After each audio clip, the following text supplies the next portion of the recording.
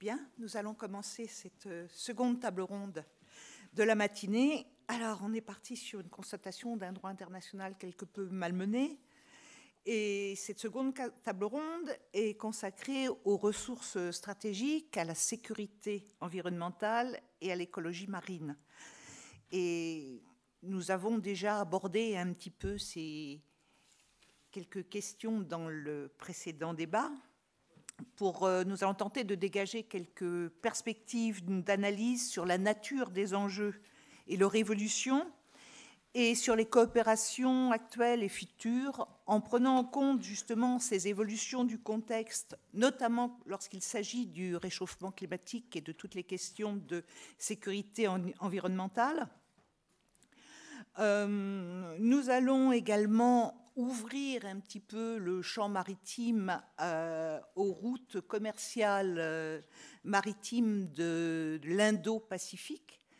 C'est lié aussi sur ces questions de sécurité à la fois environnementale et de sécurité tout court dans une région où le trafic représente à peu près les 2/3 du trafic mondial.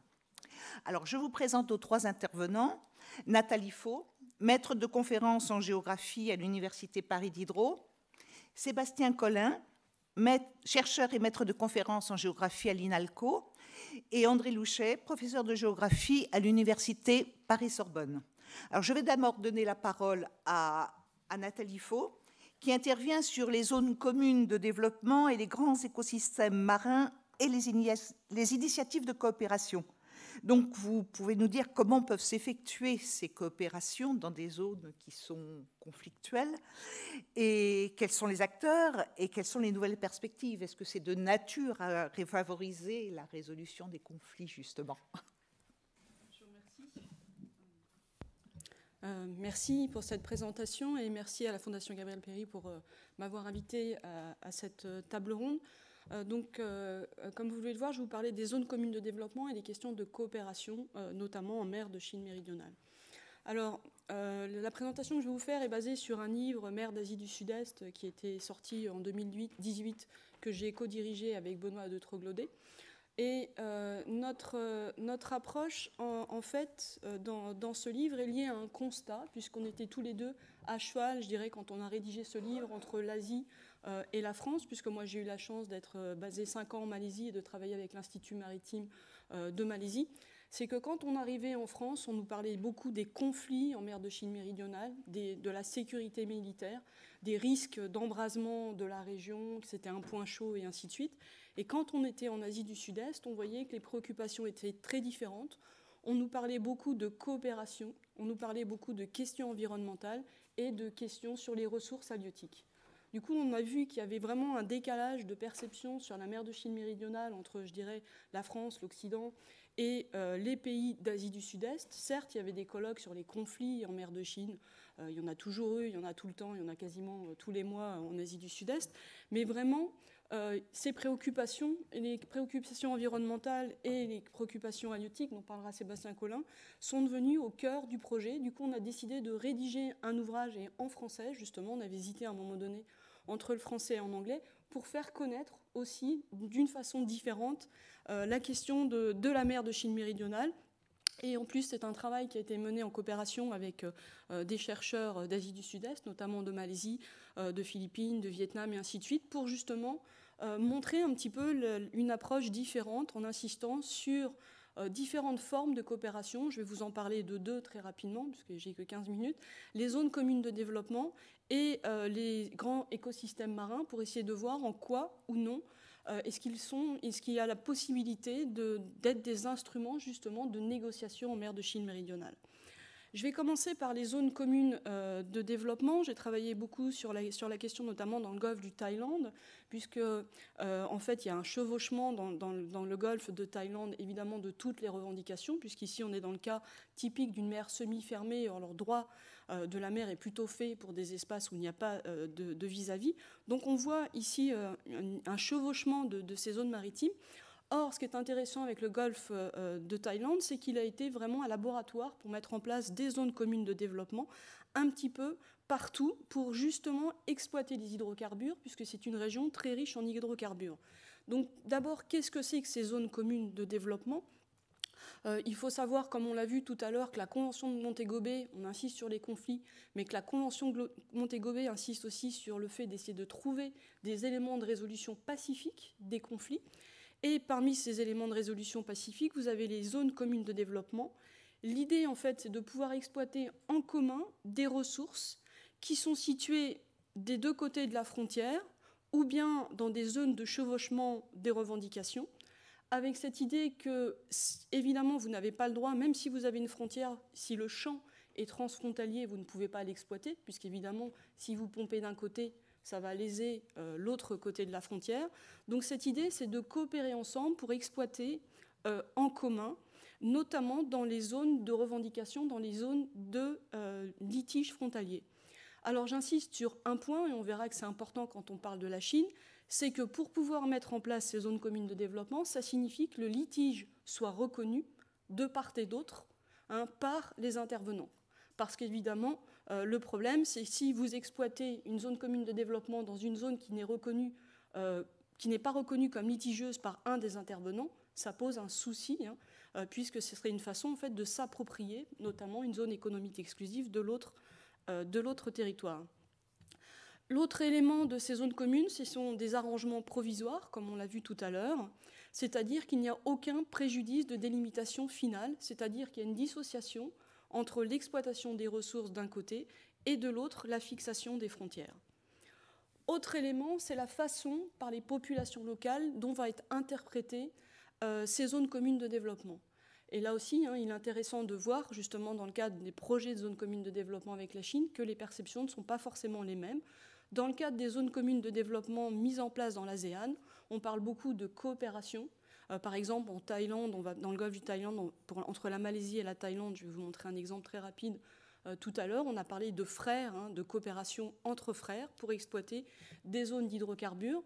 Mais parfois, ces zones communes de développement peuvent être aussi, en tout cas, instrumentalisées dans le cadre d'une politique nationaliste par les gouvernements en disant que non, ce n'est pas une coopération, mais les populations peuvent le considérer comme un renoncement à ces droits, notamment dans des zones qui sont considérées comme des zones appartenant à l'État. Autre élément important dans ces zones communes de développement, puisqu'on en reparlera, on en parle beaucoup actuellement entre la Chine et les Philippines, il faut distinguer, alors je ne vais pas rentrer dans des critères juridiques, mais il faut distinguer entre protocole d'accord, c'est-à-dire qu'on va signer, on va ratifier un accord en disant qu'on va mettre en place une commune de développement et une zone commune de développement opérationnel.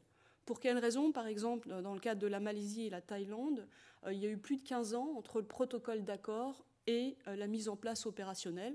Pourquoi ? Parce que cette mise en place opérationnelle dépend surtout en fait, de la qualité des relations diplomatiques entre les pays. Ça veut dire qu'un protocole d'accord signé actuellement, par exemple, entre les Philippines et la Chine ne dit absolument rien sur la possibilité d'exploitation réelle. Et je dirais, c'est un peu le cas un peu partout en Asie du Sud-Est, distinguer vraiment très fortement entre le discours, les intentions et la réalité des actes.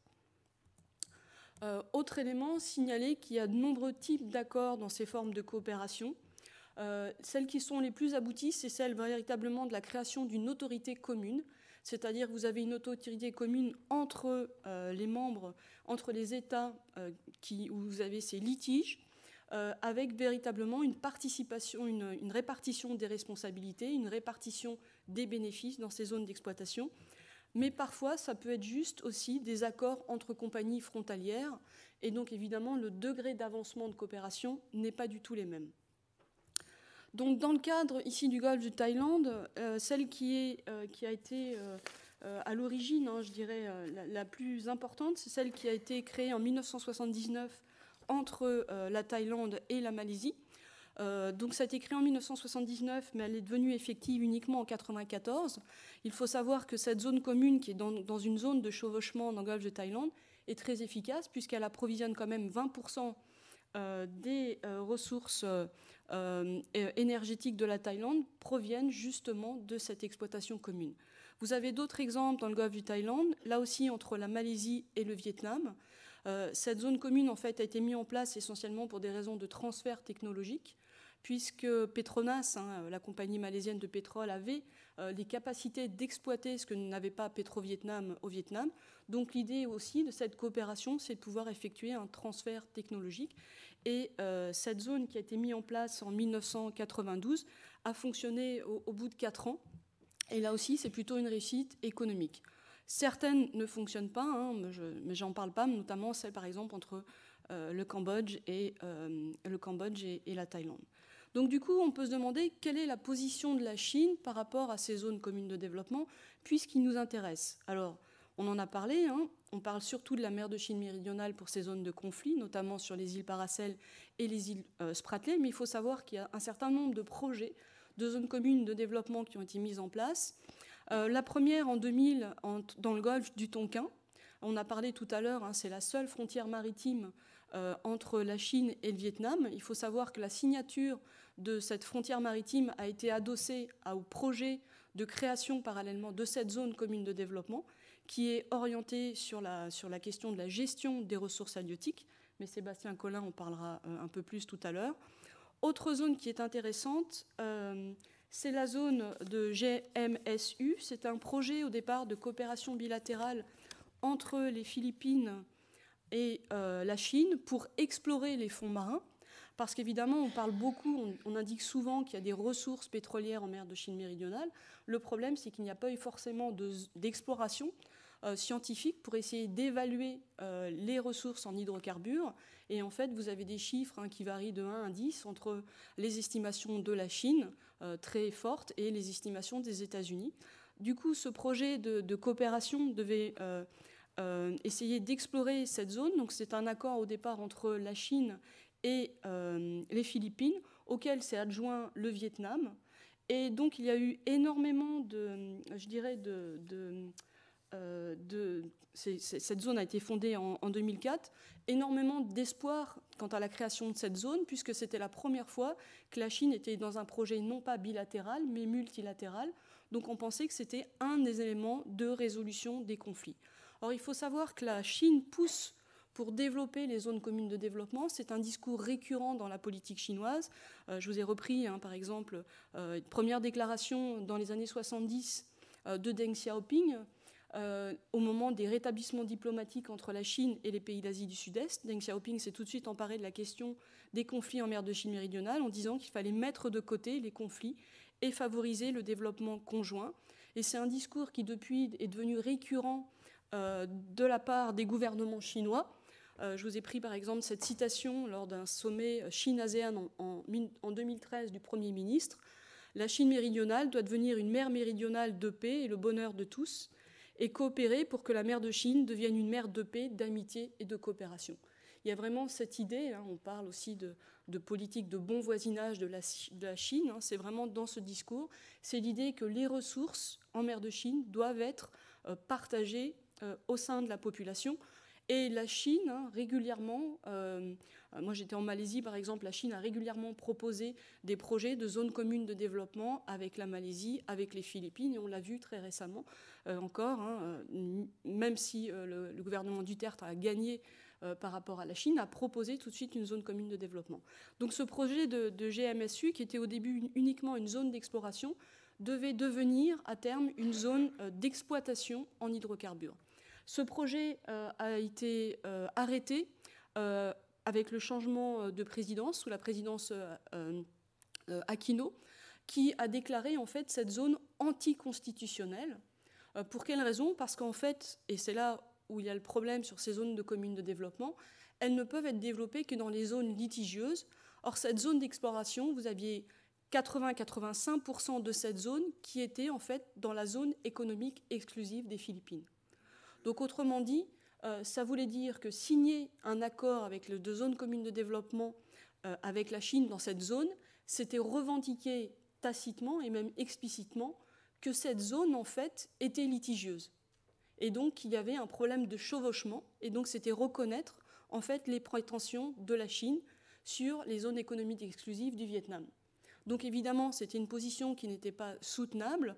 Et en fait, quand on regarde tous les projets de zones communes de développement présentés par la Chine, le problème, c'est que toutes ces zones communes de développement sont développées dans des parties que les pays considèrent comme appartenant uniquement à leur zone économique exclusive.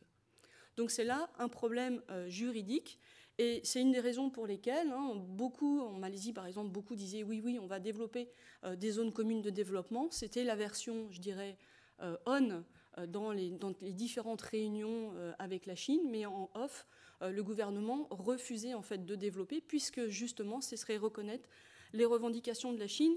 Et donc je vous ai pris cette petite citation que je vais lire et qui montre bien en fait l'impasse en fait actuelle de ces zones de communes au développement. La Chine dit aux Philippines que ce qui est exclusivement dans la zone économique chinoise est seulement aux Chinois, mais que ce qui est exclusivement dans la zone économique des Philippines appartient à la fois à la Chine et aux Philippines. Et que si les Philippines ne sont pas d'accord, la marine chinoise sera là pour empêcher que les Philippines exploitent leur zone économique exclusive. Donc cette citation en fait résume bien en fait la situation où se trouvent actuellement par exemple les Philippines. C'est soit elles reconnaissent, elles mettent en place les Philippines, le gouvernement philippin met en place une zone commune de développement pour exploiter les ressources en hydrocarbures, mais ce qui signifierait aussi explicitement aller dans le sens des revendications chinoises, soit les Philippines se trouvent dans l'impossibilité d'exploiter leurs ressources en hydrocarbures. Du coup, ces zones communes de développement, il y avait beaucoup d'espoir quand elles ont été mises en place, s'avère de plus en plus être une impasse en fait. Et ce qui se dit en Asie du Sud-Est, c'est que les zones de communes de développement entre les pays d'Asie du Sud-Est, oui, et vous en avez plein qui ont des statuts juridiques très spéciaux, par exemple entre Brunei et Philippines. D'ailleurs, les accords n'ont pas été complètement explicités. Mais avec la Chine, c'est quasiment impossible, justement du fait puisque le préalable à la mise en place de zones communes de développement, c'est la reconnaissance commune de zones litigieuses. Du coup, ce qui est intéressant de voir, c'est qu'en Asie du Sud-Est, l'une des solutions qui est envisagée pour les mers de Chine méridionale pour sortir de la question de l'impasse sur les conflits en mer de Chine méridionale, c'est de poser la question de la sécurité environnementale.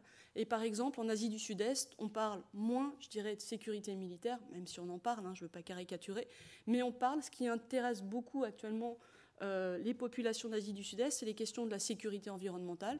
Pour quelles raisons? Donc, je vais pas détailler, mais vous avez le réchauffement climatique. Vous savez, donc, il y a une montée des eaux. Donc la plupart des deltas d'Asie du Sud-Est sont en situation de fragilité. Vous avez vu aussi, par exemple, avec Jakarta, qui veut déménager sa capitale. Montée qui se traduit également par une salinisation des sols. Ces deltas sont des grandes zones de riziculture, donc ça pose évidemment un problème pour la poursuite de la riziculture. Problème également avec la destruction des coraux. Vous avez des scientifiques, des programmes de recherche internationaux. Donc je vous ai mis ici l'ouvrage majeur qui a analysé justement la destruction des récifs des coraux. Or, ça pose un problème en termes de ressources halieutiques, puisque ce sont des zones de frayage, des zones de reproduction des ressources halieutiques. Donc c'est un vrai problème. Et la question, c'est que cette sécurité environnementale, ce problème environnemental devient un problème social majeur, puisqu'on estime qu'il va y avoir, comme on l'a signalé tout à l'heure en introduction, un problème de pénurie alimentaire, puisque la population se nourrit beaucoup de poissons, mais également que le réchauffement climatique, la destruction des écosystèmes risque de provoquer également des déplacements forcés de population, des réfugiés ou des migrants climatiques. Et donc on est en train de prévoir également des phénomènes massifs de déplacement des populations vers les villes d'Asie du Sud-Est, des villes déjà qui sont touchées par une très forte densité, mais également en dehors de l'Asie du Sud-Est. Donc ce qui intéresse de plus en plus la question des gouvernements en Asie du Sud-Est, mon point de vue est à partir de l'Asie du Sud-Est, je ne travaille pas sur la Chine, c'est ces questions environnementales, en disant que la crise sociale est à venir, crise halieutique également, dont parlera Sébastien Collin, et qu'il faut essayer de réagir au plus vite. Et on s'aperçoit que cette idée de sécurité environnementale fait son chemin, et il y a une sorte de consensus d'ailleurs entre la Chine et les pays d'Asie du Sud-Est, puisque tous sont conscients du problème environnementaux qui se posent déjà actuellement en mer de Chine méridionale.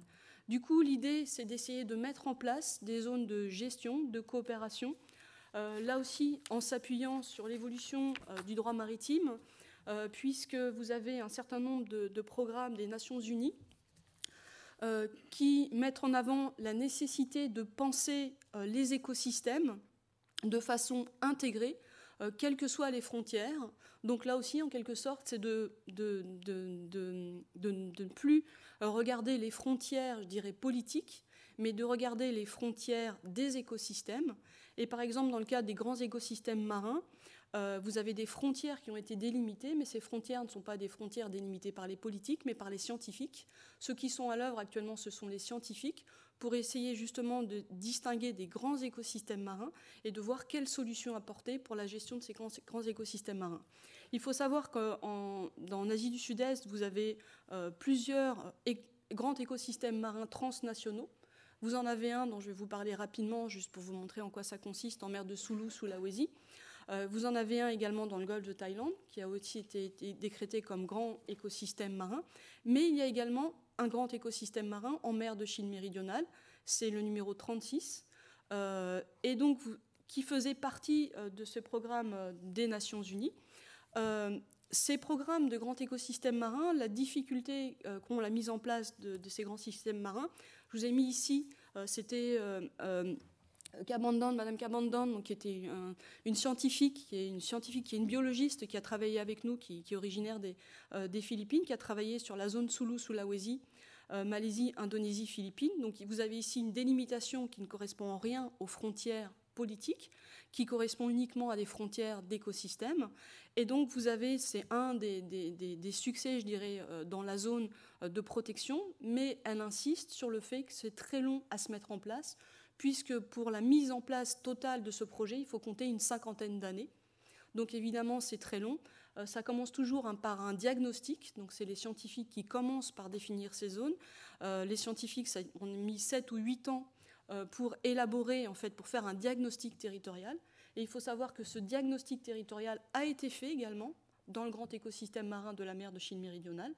Le problème avec grand écosystème marin de la mer de Chine méridionale, c'est que, contrairement par exemple à la zone de Sulu-Sulawesi, dans la zone de Sulu-Sulawesi, cette zone a donné lieu à un programme de coopération qui a été mis en place en 2006 avec un vrai projet et avec notamment un engagement des États pour changer leur législation.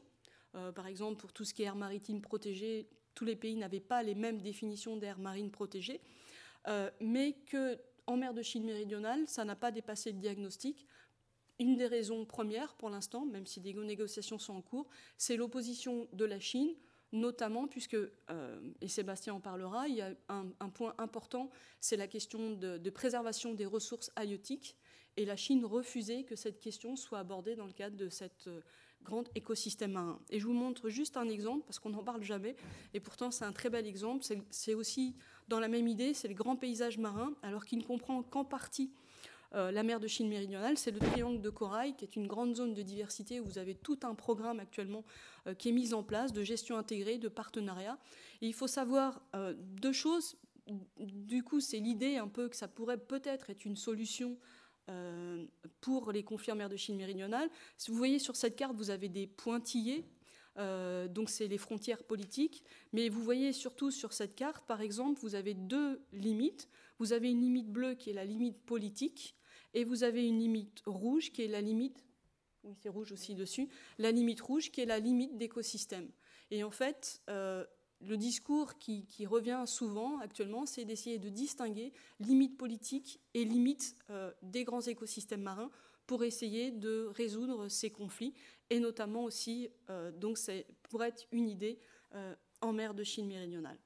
Je finirai juste par vous remercier pour cette inversion et pour vous signaler, alors ce n'est pas de la publicité, mais c'est parce qu'il y a des articles qui peuvent vous intéresser, notamment sur la question des sous-marins.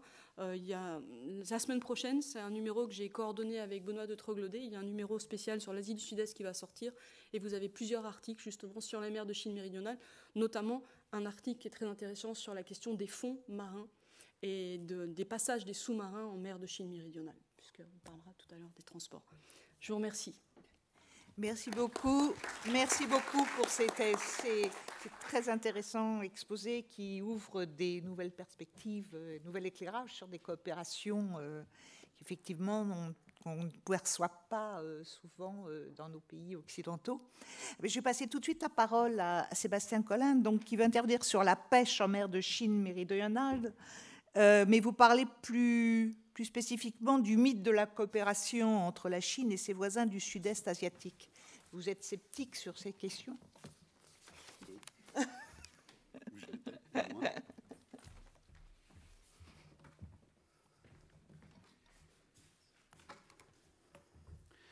Bonjour à tous.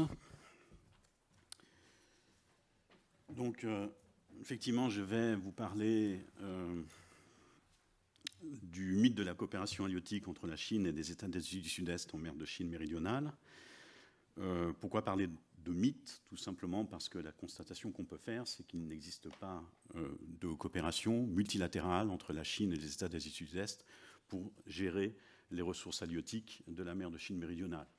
Donc, quand bien même il peut y avoir des discours et un certain nombre d'initiatives au niveau sous-régional, cette réalité est là, elle est devant nous. Pour l'heure, nous n'avons pas de coopération pour gérer les ressources halieutiques d'un espace qui est considéré comme étant en situation de surexploitation depuis maintenant plusieurs décennies.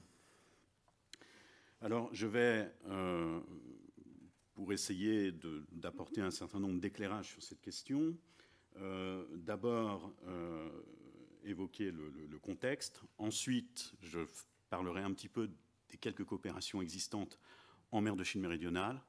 Et enfin, j'essaierai de revenir sur les facteurs qui expliquent, bien évidemment, ces difficultés. Ce que je tiens à signaler aussi, en premier lieu, c'est que lorsqu'on parle de la question de la pêche, il y a d'une manière générale une relation très forte entre pêche et souveraineté, et notamment lorsque les États ont commencé à délimiter leur zone économique exclusive ou leur zone de pêche exclusive à partir des années 1970, et plus encore après l'entrée en vigueur de la Convention des Nations Unies sur le droit de la mer. Et on a souvent retrouvé les acteurs de la pêche en lien direct avec les politiques d'État et les politiques nationales pour faire valoir un certain nombre de revendications. Donc ça, c'est important à prendre en ligne de compte, et on a beaucoup d'exemples à travers le monde qui vont dans ce sens. Alors, le contexte a commencé par cette carte, donc, qui est en noir et blanc. Et je rappelle effectivement qu'un certain nombre de choses que je mentionne ici est issu d'un chapitre que j'ai rédigé il y a maintenant quelques années pour l'ouvrage collectif dont Nathalie vous a parlé sur les mers d'Asie du Sud-Est.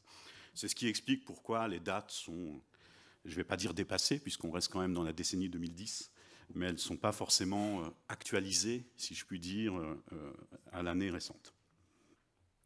Donc vous avez ici en fait deux informations sur la carte. D'abord, l'identification de zones de surpêche, de zones de pleine pêche et de zones dites de sous-pêche ou de pêche modérée.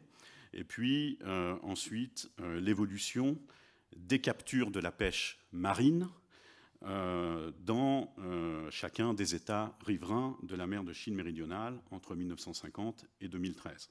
Donc vous vous apercevrez sans grande surprise que ces captures ont très fortement augmenté depuis 1950. Les cercles blancs représentent les captures en 1950, les cercles gris représentent les captures en 2013. Et on peut s'apercevoir par ailleurs qu'on a du côté chinois et du côté vietnamien deux acteurs importants en matière de pêche en mer de Chine méridionale. Alors vous avez également donc les différentes zones. La zone de surpêche a été ici, donc c'est la zone qui apparaît en noir. Elle correspond tout simplement aux plateaux continentaux, puisque de toute façon une très grande partie de la pêche marine est captée, si je puis dire, sur les plateaux continentaux. Donc les espaces de plateaux continentaux sont généralement des espaces qui sont soit en phase de forte exploitation, voire de surexploitation dans certains d'entre eux. Et en revanche, on a des zones dites de pleine pêche ou de sous-pêche qui se situent un peu plus au large, en mer de Chine méridionale, ce qui ne signifie pas qu'il n'y a pas de pêche et la présence de bateaux de pêche, bien évidemment, mais que vous avez des captures qui sont un peu moins importantes. Sur le plan du contexte, alors là, c'est exactement la même chose, mais pas sous la forme de carte, sous la forme de tableau, et pour une période plus resserrée, d'une décennie, entre 2003 et 2013. Donc vous avez ici les captures chinoises et sud-est asiatiques en mer de Chine du Sud entre 2003 et 2013. Et donc on s'aperçoit d'une évolution. J'ai voulu mettre ce tableau pour montrer que autant on a eu une très forte augmentation entre la décennie 50 et entre 1950 et 2013, autant depuis 2003, on a des captures, si vous voulez, qui oscillent entre par exemple pour la Chine, généralement autour de 4 millions de tonnes, en milieu de tonnes, oui, donc 4 millions de tonnes. C'est ça, je ne fais pas d'erreur. Oui, c'est ça. Et pour le Vietnam, on est plutôt autour de 3 millions de tonnes. La Thaïlande, il y a eu une baisse, notamment après 2005, etc. Donc, vous avez, d'une manière générale, même si ça peut se jouer à quelques dizaines de milliers de tonnes ou centaines de milliers de tonnes parfois, vous avez des captures qui ont tendance, d'une manière générale, à être plus ou moins stables. Hein. Mais après, pour chaque État, bien évidemment, on peut avoir des situations un peu différentes. Tout simplement parce qu'effectivement, il y a la disponibilité de la ressource, bien sûr, et un certain nombre de politiques nationales mises en place par les États. Même s'il n'y a pas coopération, ça ne signifie pas qu'il n'y a pas des politiques nationales menées par chacun des États dans ce secteur de la pêche, dont je reparlerai dans un instant. Ici, vous avez donc les captures des principaux producteurs asiatiques en tonnes entre 2005 et 2015. Alors là, il ne s'agit plus seulement de la mer de Chine du Sud, c'est-à-dire qu'une partie des captures présentes ici sont réalisées bien évidemment en mer de Chine du Sud, mais peuvent être réalisées ailleurs, dans des mers plus lointaines, en fonction de la capacité des États à mettre en place ou à avoir pu développer une pêche industrielle ou une pêche dite de mer lointaine. Ce que je voulais mettre en évidence ici, c'est qu'on a quand même dans la région un certain nombre d'États qui se rangent parmi les principaux producteurs de produits halieutiques dans le monde. La Chine, bien évidemment, est de très loin le premier producteur, suivi donc par l'Indonésie. Il s'agit ici des captures de la pêche marine. Je n'ai pas intégré la production halieutique générée par l'aquaculture, qui aurait donné pour la Chine une donnée beaucoup plus importante. Le nombre de pêcheurs est également un indicateur permettant d'évaluer un petit peu les pressions potentielles. Et donc on a constaté une augmentation du nombre de pêcheurs dans quasiment tous les pays entre 2005 et 2015, à savoir que ces pêcheurs peuvent être tout autant des pêcheurs artisanaux que des pêcheurs sur des bateaux industriels qui vont bien évidemment pêcher dans des mers plus lointaines.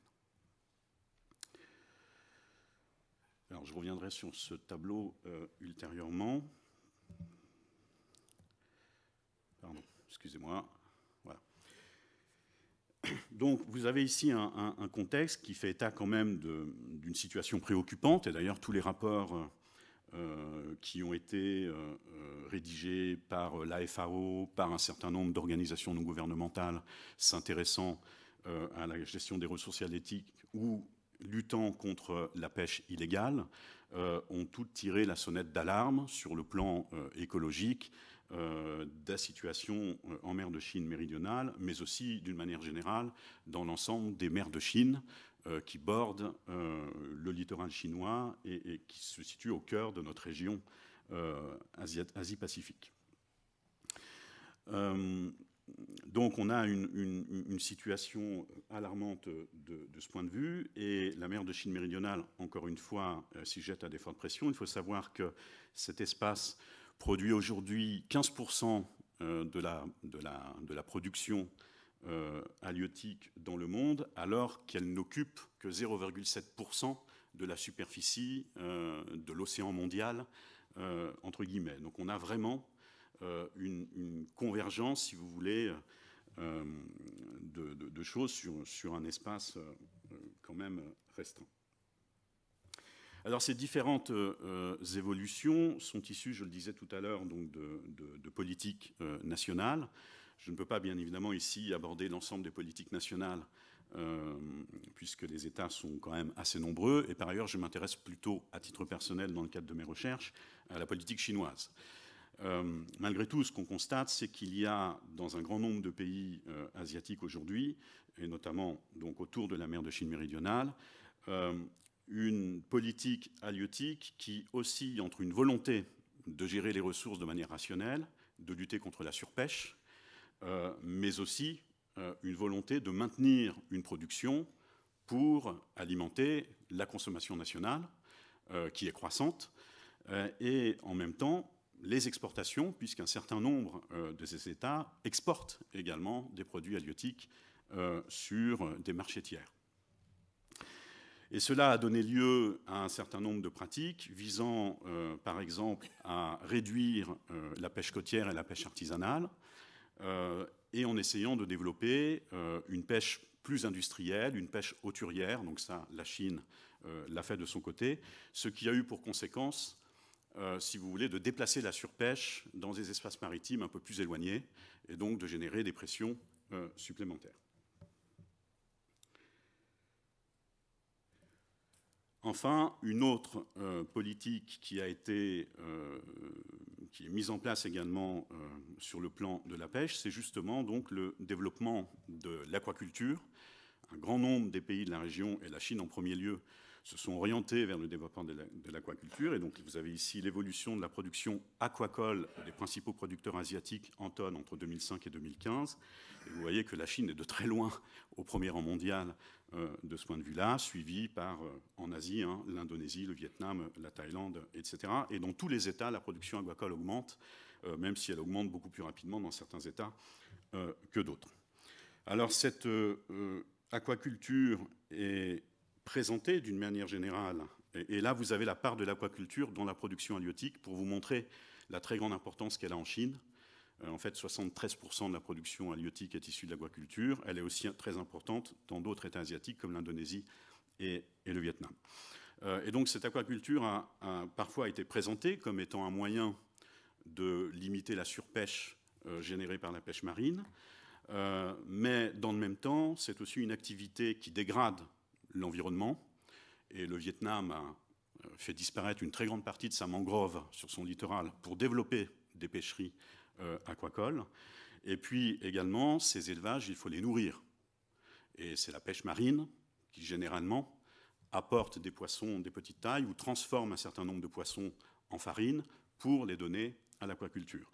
Et donc, beaucoup d'analyses ultérieures ont démontré qu'en fait, que l'aquaculture pouvait être une solution pour limiter la pression de la pêche marine, mais en même temps, elle générait d'importants dégâts écologiques, si je puis dire.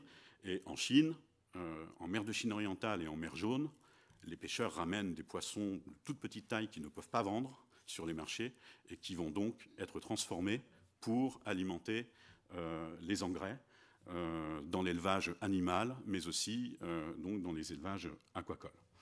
Donc c'est une catastrophe écologique, pour reprendre le terme de Daniel Pauly à Vancouver, qui s'est intéressé un peu à cette question. Alors la bonne nouvelle, c'est qu'il me reste 3 minutes. Donc je vais aller maintenant sur la question de la coopération. Et bien évidemment, si je n'ai pas le temps de vous dire tout ce que j'aurais aimé vous dire, je répondrai à vos questions. Vous avez ici, mais ça reprend une carte que nous a montrée Nathalie, mais la carte de Nathalie était beaucoup plus jolie que la mienne puisqu'en couleur, celle-ci est en noir et blanc. C'est pour vous montrer donc les principaux instruments de coopération étatique en matière de pêche en Asie du Sud-Est. Je vais aller très vite. On a des initiatives qui existent et qui sont bien évidemment à souligner et à saluer dans la mesure où ça témoigne d'une prise de conscience par un certain nombre de gouvernements de la question. Donc vous avez ici l'initiative du triangle de corail, etc., le plan d'action pour promouvoir la pêche responsable, qui associe un certain nombre d'États qui ne sont pas toujours les mêmes. Et vous avez quand même 3 États qui se situent au cœur de ces coopérations qui sont les Philippines, l'Indonésie et la Thaïlande, qui sont par ailleurs des États qui, ces dernières années, ont signé et ratifié un certain nombre de textes de droit international, en tout cas de la FAO, pour gérer plus rationnellement la pêche et pour lutter contre la pêche illégale. Quel est le problème ici? La carte le montre, c'est qu'aucune de ces zones n'associe la Chine, et par ailleurs, la mer de Chine du Sud n'est absolument pas, en totalité de sa superficie, prise en considération par ces différentes zones. Il ne s'agit que des franges méridionales de la mer de Chine du Sud et en fait des plateaux continentaux, si vous voulez, des pays riverains, Philippines, Indonésie ou encore Malaisie. Ceci, bien évidemment, s'explique pour plusieurs raisons. D'abord, la présence des litiges territoriaux sur les îles Paracel et les îles Spratly, qui sont un blocage pour la mise en place d'une coopération à l'échelle de cet espace, et voire même pour la mise en place de zones de développement conjointes autour de cet espace. Alors Nathalie a parlé qu'effectivement la Chine prônait la zone de développement conjointe dans son discours, c'est vrai. Il y a des exemples qui permettent de le montrer, qu'elle pratique ce point. On a parlé tout à l'heure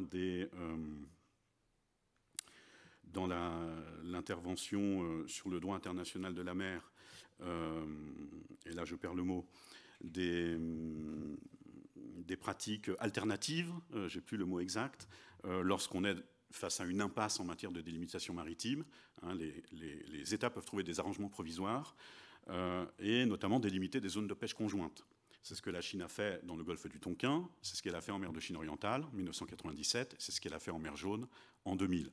Même si ensuite, la façon dont ces zones de pêche conjointes sont gérées peuvent bien évidemment susciter d'autres analyses et d'autres discours, mais tout du moins, elles existent. Et dans le cas du golfe du Tonkin, je préciserai une petite chose par rapport à ce qui a été dit précédemment. Souvent, la délimitation maritime du golfe de Tonkin est prise comme étant un exemple positif d'une possibilité que la Chine puisse délimiter des frontières maritimes en mer de Chine du Sud, notamment. Et c'est en fait une fausse question, parce que la délimitation maritime du golfe de Tonkin a été en fait délimitée dans la continuité de la délimitation de la frontière terrestre que les deux pays ont délimitée en 1999, sur la base de la Convention franco-chinoise de 1885, qui avait établi une limite dans le golfe du Tonkin. Et donc les deux États, dans la prolongation de la frontière terrestre, ont décidé de délimiter cette frontière dans le golfe du Tonkin, que la Chine, de toute façon, ne considère comme étant pas du tout stratégique, et qui est en plus un espace qui est soumis à la surpêche depuis les années 1950.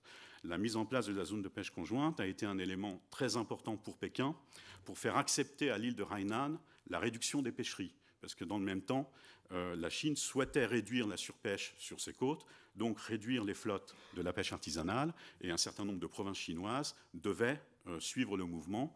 Et la mise en place des zones de pêche conjointe a été un élément important pour Pékin dans son discours vis-à-vis des provinces. Ça ne signifie pas que les provinces ensuite ont suivi le mouvement, puisqu'on s'est aperçu qu'en fait, cette politique de réduction de la flotte a été un quasi-échec au cours de la décennie 2000. Donc, on n'a absolument pas de coopération. D'abord, parce que ici, la pêche, si je puis dire, s'y prête peu, même si dans les discours, souvent, y compris dans la littérature académique, vous avez eu, moi je me souviens de textes publiés à la fin des années 90 ou encore au début des années 2000 qui disaient la pêche peut être un moyen, un objet de coopération qui peut permettre aux États de la région de résoudre les litiges territoriaux. C'est une illusion pure, c'était une illusion à l'époque, déjà, pour moi, mais ça l'est encore plus aujourd'hui, puisque les initiatives, ou en tout cas tout ce qui est dit autour de ça, montrent que ce n'est pas le cas.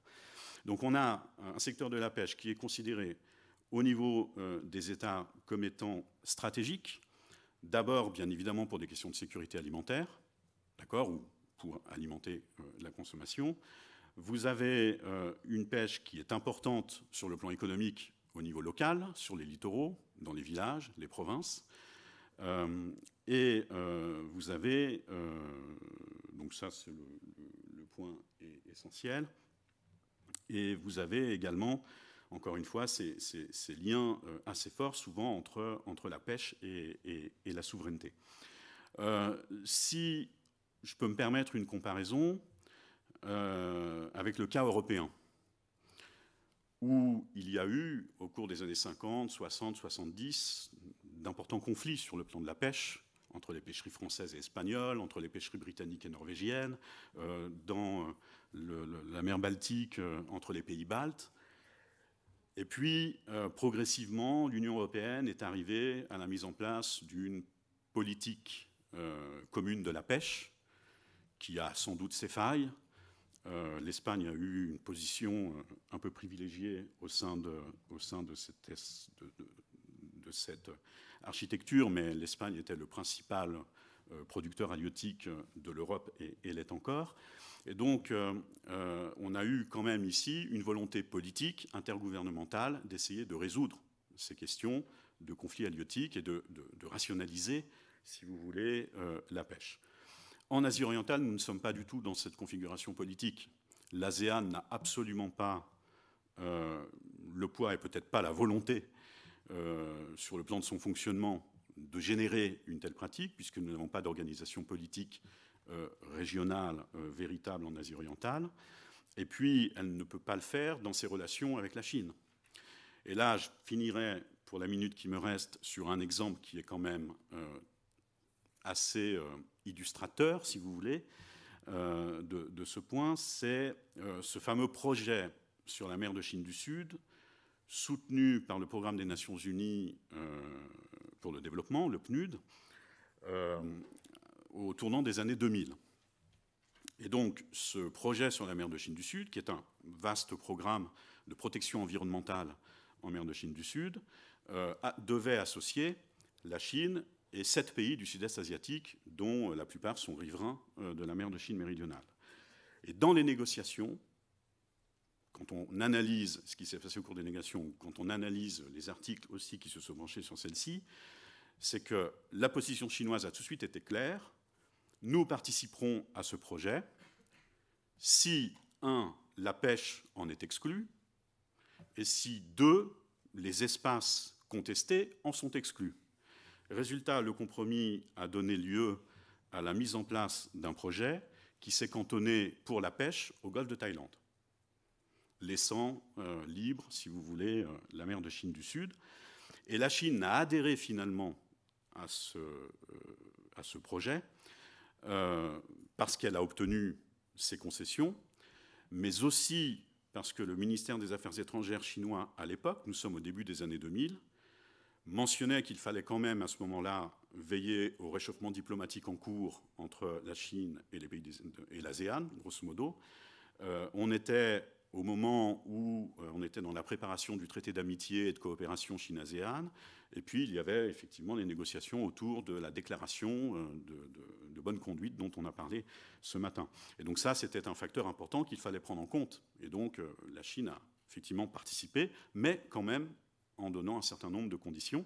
Et puis, l'Agence d'État sur la protection environnementale chinoise, qui est devenue un ministère de la protection environnementale en 2008, a, de son côté, fortement influé aussi, parce qu'elle était quand même très préoccupée par les questions de protection environnementale, et ce projet du PNUD était supposé également aider la Chine à mettre en place un certain nombre de politiques de protection environnementale sur ses côtes, dont la CEPA avait effectivement la mission. Voilà, je m'arrêterai sur ces points en m'excusant d'avoir dépassé le temps. Parce que c'était vraiment passionnant. Je n'osais pas vous interrompre de toute façon. Bien, donc vous avez soulevé ces grandes questions aussi stratégiques sur les pénuries alimentaires éventuelles, la sécurité environnementale.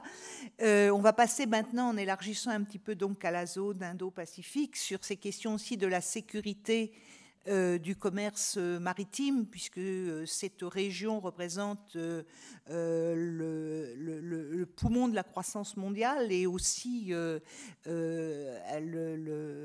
2 tiers du trafic maritime mondial. Donc je vous passe la parole, Monsieur Louchet, sur la sécurité de ces lignes maritimes.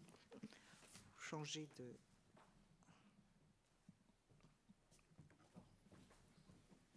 Oui, vous partagez...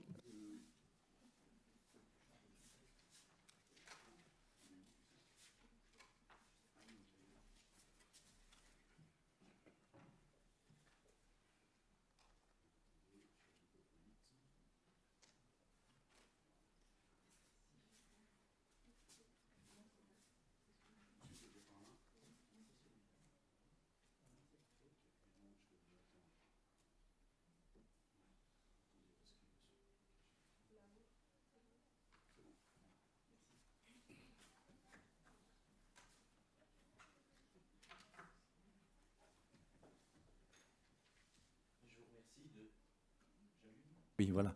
Je vous remercie de m'avoir convié à cette grande perspective sur l'Asie du Sud-Est et le monde indo-pacifique.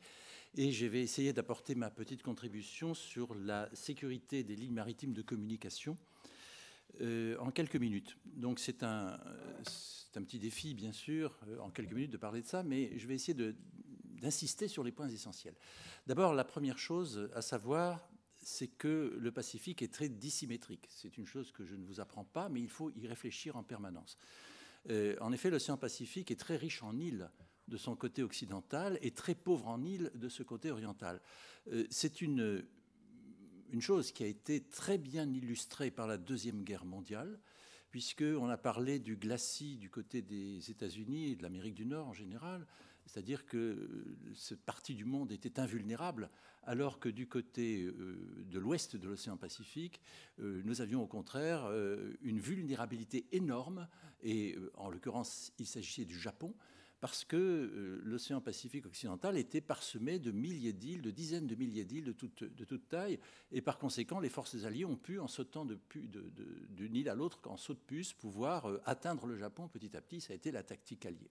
Alors, si l'on se remémore cet épisode historique, on comprend mieux comment nous sommes arrivés ici, dans l'ouest du Pacifique, à des conflits qui ont été très bien illustrés depuis ce matin, et où on comprend très très bien qu'il y a ici une vulnérabilité que les pays riverains ont très bien compris, et la Chine en particulier comprend très bien qu'elle est vulnérable vue de la mer, et par conséquent, pour atténuer sa vulnérabilité, il faut posséder ces îles, et c'est, je pense, là un point majeur de la réflexion qui est absolument essentiel. S'assurer la possession des îles, c'est en quelque sorte s'assurer la sécurité et essayer d'avoir un glacis protecteur, ce qui va justifier la politique que l'on peut qualifier parfois d'agressive de la Chine. Je ne me hasarderai pas à porter un jugement, bien sûr, ce n'est pas notre rôle, mais qui va essayer de profiter de l'avantage acquis, ce qui éclaire un petit peu ce que nous essayons de voir. Alors, quelles sont les lignes de communication ? La petite carte qui est derrière moi vous présente l'ensemble de ce territoire avec des lignes de communication qui, entre le Pacifique et l'océan Indien, sont ouvertes par une série de pertuis, comme disait Éric Dénessé, les pertuis d'insulasie, comme il l'avait défini, qui sont multiples, mais le principal, c'est bien sûr, c'est Singapour, c'est le détroit de Malacca. Il faut comprendre qu'il y a des substituts à cela, bien sûr. Nous pouvons avoir quantité d'autres passages. Si Malacca venait à être fermé, nous avons quantité d'autres passages qui sont des passages de substitution à Malacca. Et puisque tout à l'heure on parlait des sous-marins possibles, des passages sous-marins, il faut savoir par exemple que le détroit de Lombok, 450 mètres de profondeur, est parfaitement utilisable par une marine quelle qu'elle soit, et bien sûr par des sous-marins en plongée, alors qu'à l'autre bout de l'échelle et tout près de là, le détroit de Bali est absolument impraticable. Alors dans cette optique, comment considérer l'ensemble des relations maritimes entre l'océan Indien et l'océan Pacifique ? D'abord tout à fait à l'ouest. À l'ouest, nous avons les îles Andaman et Nicobar, dont on parle extrêmement peu. Ce sont des îles indiennes qui ont été cédées à l'Inde par les Britanniques après la Deuxième Guerre mondiale, peuplées de populations pas particulièrement sympathiques, mais enfin ceci n'est pas notre sujet, mais qui sont une sorte de gardiens de l'entrée du tunnel ou de l'entonnoir de Malacca, et par conséquent il y a là une garantie de sécurité à laquelle l'Inde tient énormément, puisqu'elle peut par là contrôler le passage de l'océan Indien à l'océan Pacifique. Deuxièmement, nous avons tous les autres passages de l'Indonésie, qui sont pratiquement tous des passages indonésiens, à une exception ou deux exceptions près, l'exception de Timor, puisque Timor est indépendante, et les exceptions du détroit de Torres, qui jouxtent l'Australie, enfin qui font communiquer l'océan Pacifique à l'océan Indien par l'Australie et la Papouasie-Nouvelle-Guinée. À part cela, tous ces détroits sont contrôlés peu ou prou par l'Indonésie. Et que se passerait-il si, par exemple, un conflit d'envergure éclatait dans ce secteur? Nous n'aurions que des passages de substitution beaucoup plus difficiles. Et on peut évoquer à ce moment-là l'hypothèse du canal de Kra, ce fameux canal de Kra qui pourrait être percé dans la péninsule thaïlandaise, qui techniquement serait tout à fait possible. canal de Krak que les Chinois souhaiteraient probablement et que Singapour repousse absolument, bien sûr, mais sachant que le détroit de Malacca est au bord de la saturation, il y a ici un impératif technique qui serait probablement tout à fait utilisable. Donc des passages qui sont indispensables. Rappelons-nous quand même que les trafics maritimes sont intenses dans cette région. Le détroit de Malacca, c'est le passage le plus intense au monde après le Pas-de-Calais, mer du Nord-Pas-de-Calais. Et par conséquent, nous avons là un trafic énorme dont la Chine est le principal bénéficiaire. Ici, nous avons des chiffres qui nous le prouvent. Par exemple, en 2017, la République de Chine devient le premier importateur mondial de brut, devant les États-Unis, 2017, donc c'est extrêmement récent. En 2019, les ports chinois ont été les plus actifs du monde. Et ici, nous avons le Shanghai, qui est le premier port à conteneurs, et Ningbo, qui est le premier port en tonnage, 1,1 milliard de tonnes. Donc nous avons ici des chiffres qui ne trompent pas. Deuxième phénomène, ce trafic. Ici, j'ai pris 3 cartes AIS, donc Automatic Identification System, qui est le système d'identification automatique des navires. Nous avons une vue prise il y a quelques jours simplement sur l'intense trafic dans le détroit de Malacca. C'est absolument extraordinaire. Ici, les navires se touchent pratiquement, comme on dirait en automobile, pare-choc contre pare-choc.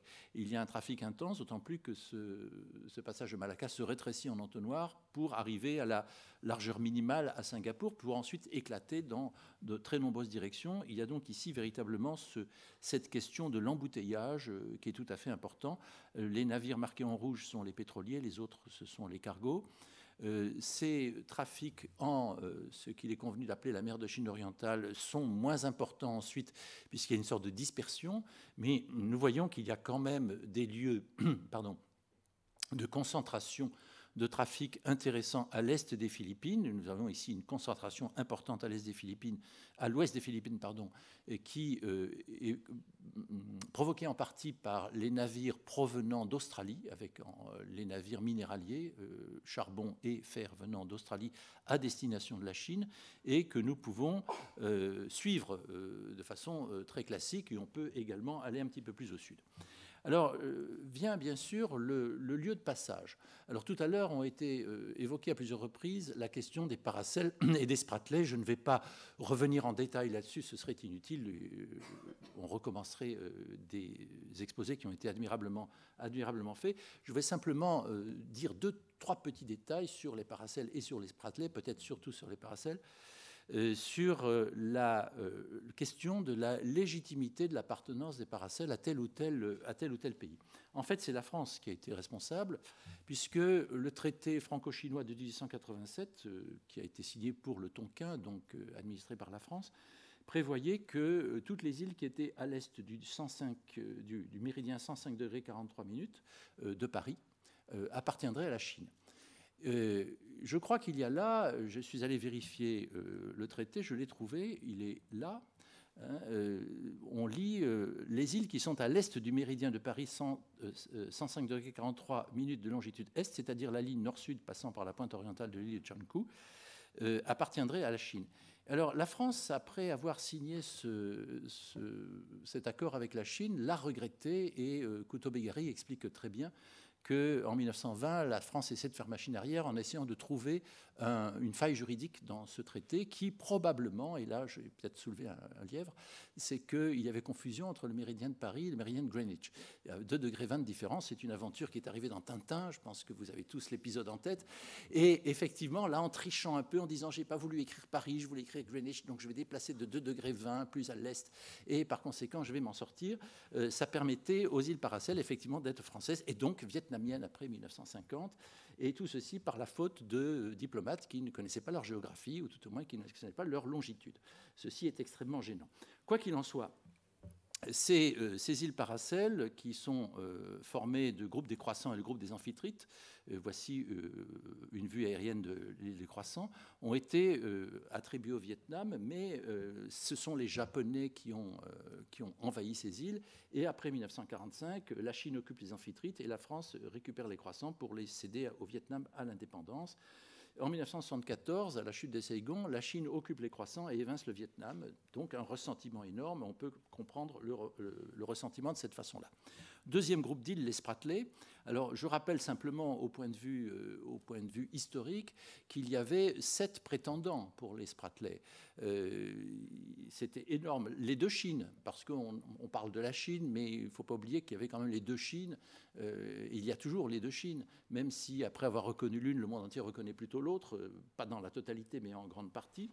Les 2 Chines et le Vietnam revendiquent la totalité des Spratly. La Malaisie, l'Indonésie, les Philippines et le Royaume de l'Humanité, qu'on avait oublié dans l'aventure, revendiquent également les Spratly. Bon, le Royaume de l'Humanité a disparu dans un cyclone en 1972, n'en parlons plus. Il y a juste le drapeau qui est... Ah, il n'est même pas, je l'ai enlevé parce que ça prenait trop de temps. Mais un autre candidat est sur les rangs, c'est Brunei. Un Brunei qui, tout à coup, s'est dit, pourquoi pas, moi aussi, je peux faire une revendication sur une partie des Spratly.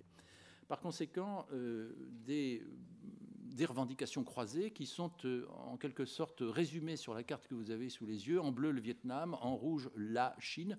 En fait, il y a une seule Chine. Pour Pékin comme pour Taipei, il y a une seule Chine. Donc la revendication de l'une, c'est la revendication de l'autre. Donc Taïwan et la Chine continentale, c'est la même chose. En jaune, les Philippines, en vert, la Malaisie et en vert foncé, Brunei. Alors tout ceci, évidemment, est un sac de nœuds tout à fait intéressant. Le problème, c'est la liberté de navigation. On l'a évoqué tout à l'heure, c'est ce que l'on appelle le FONOPS, Freedom of Navigation of the Open Seas, auquel les Américains tiennent énormément, et par conséquent, les conflits sont latents, c'est absolument évident. Alors, quelle est la politique chinoise? La politique chinoise est essentiellement... repose sur quelque chose qui géographiquement est intéressant, c'est-à-dire que la Chine a tendance à occuper les îles les plus lointaines de son espace plutôt que les plus proches, ce qui permet évidemment par la suite, si elle obtient satisfaction, de pouvoir revenir en arrière et pouvoir accéder à ce qui l'intéresse. Alors ces images, nous les avons vues à de très nombreuses reprises. Comment la Chine peut-elle faire valoir ses prétentions? Par ses moyens navals et aéronavals. Alors les moyens aéronavals chinois sont tout à fait intéressants parce qu'ils montrent une certaine disproportion entre ce qui serait nécessaire pour conquérir ces fameuses îles Spratly et pas les Paracels, puisque l'affaire est, j'allais dire, quasiment réglée, mais pour les Spratly, c'est-à-dire des forces d'intervention amphibies qui seraient capables, avec des engins de petite taille, de prendre possession systématiquement. Et en même temps, la politique de la Chine qui consiste à avoir une vision thalassocratique, c'est-à-dire avoir des navires de haute mer, et on ne peut pas avoir à la fois l'un et l'autre. Donc la politique chinoise a été jusqu'à présent une politique de navires de haute mer avec des constructions impressionnantes, dont les porte-avions. Alors je rappelle, puisqu'on a très peu de temps, mais je vais le faire quand même, qu'il y a 2 porte-avions chinois et un 3e apparemment en construction. Le premier qui est l'ancien Variag ukrainien que l'Ukraine a récupéré à la Russie puis a vendu pour en faire un hôtel flottant. Quelle naïveté, aux Chinois qui ont promis de ne rien faire avec, sinon un hôtel flottant, et puis ils l'ont transformé en véritable porte-avions. Et puis un véritable porte-avions de conception chinoise que vous avez ici sous les yeux. Les 2 porte-avions à tremplin, ce ne sont pas des porte-avions à catapulte, mais après tout, la Grande-Bretagne en fait bien autant. Et ce porte-avions est véritablement le premier à être de construction entièrement chinoise. Donc ici, des phénomènes intéressants qui vont de pair avec une aéronavale, avec des avions qui ressemblent furieusement, c'est le J-15 et le J-20, qui ressemblent furieusement au F-15 américain et au F-35, donc la 2e génération qui est génération furtive. Ceci ne va pas avec les moyens qui seraient absolument nécessaires pour pouvoir avoir un débarquement dans les îles. Alors je terminerai avec les incidents de navigation. Alors ces incidents de navigation dans ces îles sont extrêmement nombreux. Alors voici comment se présente l'essentiel. Tout ce qui est en rouge représente l'implantation chinoise effective de ces îles. Alors la multiplicité des incidents de navigation, il y en a tellement, je n'en retiens que quelques-uns. En février 2018, ce sont les gardes-côtes chinois qui sont 2 géants de 12 000 tonnes. On voit rarement un pays faire état de garde-côtes de cette taille-là, avec 230 bâtiments, dont 100 qui sont mis en service depuis 2012. En mer de Chine du Sud, il y a eu en 2018 45 incidents, dont 30 sont le fait de garde-côtes chinois. En juillet 2018, un bâtiment d'assistance chinois basé au centre de surveillance maritime installé sur l'îlot artificiel de Soubi. Centre de surveillance maritime, c'est une façon discrète de dire que c'est une base militaire. En février 2019, les 2 porte-avions chinois sont à la mer pour la première fois ensemble, donc c'est quelque chose qui est quand même assez rare. Le 12 février 2019, l'amiral John Richardson, qui commande la 7e flotte, veut répondre aux agressions aux zones grises, par conséquent renforcer l'AIS en mer de Chine. En mars 2019, la République de Chine la République de Pékin veut transformer les îlots Woody, Tree et Drummond en base logistique. En avril 19, le lézard marin. Alors, le lézard marin, c'est intéressant, c'est le contraire de ce que je veux dire, c'est-à-dire qu'on a essayé de créer un engin amphibie qui serait doté de chenilles et capable de naviguer sur mer rapidement et sur terre assez lentement, mais qui serait très efficace, qui serait un drone et qui serait efficace en essaim. Donc, ce sont des choses qui sont en préparation par les Chinois. En avril 2019, 300 navires chinois autour de l'île philippine de Titu. C'est quand même pas rien. Ou bien, en 19, le lancement des 19e et 20e destroyers antimissiles chinois. Je termine avec ça. Nous avons une politique de contrôle du trafic extrêmement importante et la Chine met tous les moyens matériels puisque juridiquement sa position est faible, militairement sa position est beaucoup plus forte. Et là, je crois que j'ai épuisé mon temps de parole. Donc Merci beaucoup de l'avoir tenu. Bien. Mais on voit vraiment toutes les difficultés d'approche et les difficultés de mettre en place une coopération. Je ne sais pas si vous voulez échanger un peu entre vous, si vous avez des questions avant de passer la parole à la salle. Je veux bien. Oui, je veux bien. Non, je voulais juste faire un commentaire puisque Monsieur Louchet est revenu sur la question historique qui a été évoquée dans le cadre du premier panel, notamment en parlant de construction vietnamienne sur les îles Paracel. Donc, M. Louchet a rappelé à juste titre ce fameux accord et cette fameuse délimitation avec le méridien. Mais ce qu'on peut noter, et c'est là où l'histoire en fait n'est pas véritablement d'une grande aide pour juger de la pertinence ou non des revendications de souveraineté au sens moderne du terme, à une époque où elle ne se posait pas véritablement en ces termes. Mais il y a, au début des années 1920, au sein de l'administration française, des échanges entre l'administration coloniale et l'administration centrale à Paris, où la question de reconnaître la souveraineté chinoise sur les îles Paracel est mentionnée. Et donc, les échanges vont dans le sens d'une reconnaissance par la France de la souveraineté chinoise sur les îles Paracel, à condition que la Chine s'engage à ne pas céder ce territoire à une puissance tierce, à savoir les autres puissances coloniales de l'époque, et en premier chef, sans doute, le Japon. Et donc, il y a les communications qui sont là, sur le papier, j'ai les archives chez moi, et l'interrogation en Indochine française est de dire, mais finalement, le texte, là, cette reconnaissance côté chinois, à qui on l'envoie? Parce qu'à ce moment-là, en 1921, vous avez 2 gouvernements. Vous avez le gouvernement de Canton, dirigé par Sun Yat-sen, et vous avez le gouvernement de Pékin. La Chine est disloquée, et il faudra attendre l'expédition du Nord pour qu'une sorte de réunification, entre guillemets, se fasse.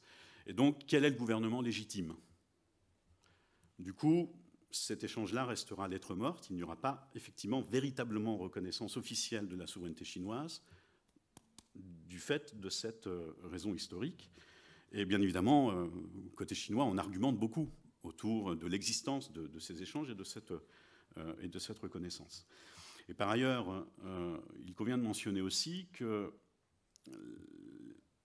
les revendications de souveraineté chinoise sur les îles Paracel et les îles Spratly, même si dans le cas des îles Spratly, on peut encore, à mon sens, débattre, sont quand même relativement anciennes. C'est-à-dire qu'elles émergent au début du XXe siècle et elles vont se solidifier à mesure que les pressions impérialistes vont se faire et à mesure que le Japon va s'étendre à l'échelle de l'Asie-Pacifique.